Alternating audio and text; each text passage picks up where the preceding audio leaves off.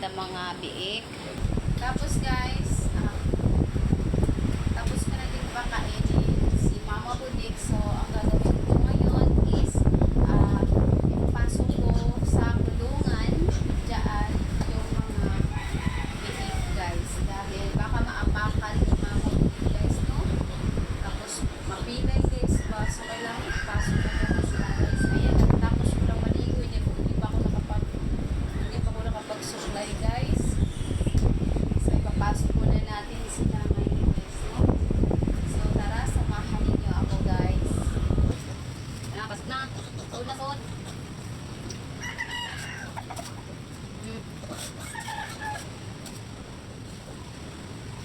Ayun guys, hinihintay ko munang session ni Mama Budik guys kasi nakaharang guys sa kanya. Nakaharang. Paano ko kukunin yung mga biik niya kung ganyan siya nakaharang?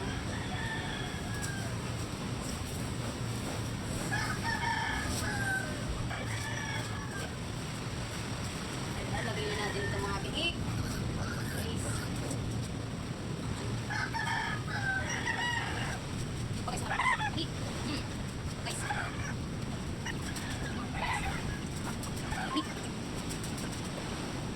Budik. Ay. Budik na.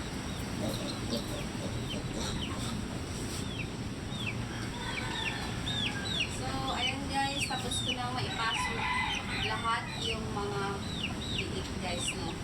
So, mga 14 pala sila lahat guys. Binigyan ko na lang ng konting feed si Mama Budik guys kasi nangihingi ng pagkain. So, nag-limit kami ng pagkain sa kanya ngayon guys kasi kahapon yung sobrang dami ng kanyang pagkain kahapon guys. Pinapakain namin siya sa isang araw kahapon is mga 6 na beses. Tapos kagabi napansin namin hinihingal siya guys. So, ngayon nag-limit kami ngayon ng kanyang pagkain kaya inanuhan ko lang siya ng konting feeds guys kasi nanghihingi ng pagkain. So, ayan. Ito na yung ating mga makukulit na mga biik guys. Ayan. Nag-aaway na nga sila guys kahapon. Kahapon din guys. Grabe yung nag-aaway talaga sila kahapon guys. Ayan, tingnan nyo guys. Oh. Kulit-kulit na nila guys, no? Buti na lang guys is ma-healthy sila nga guys ngayon. Walang ano sa kanila guys, no? Di kagaya nung dating mga biik is merong mga mahihina. So ngayon is maliliksi sila ngayon lahat guys. Ayan. So ayun lang guys for today's video. Ayan, ang ating bubong.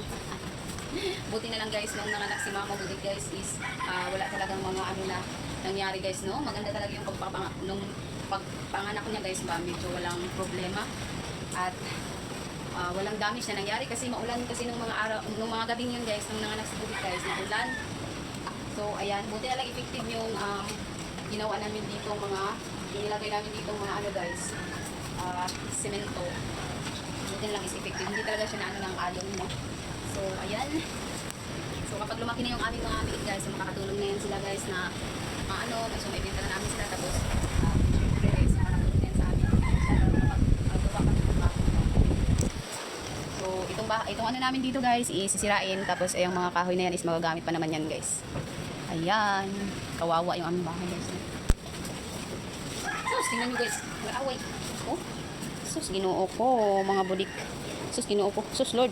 Adoy, Diyos ko. Hala, grabe.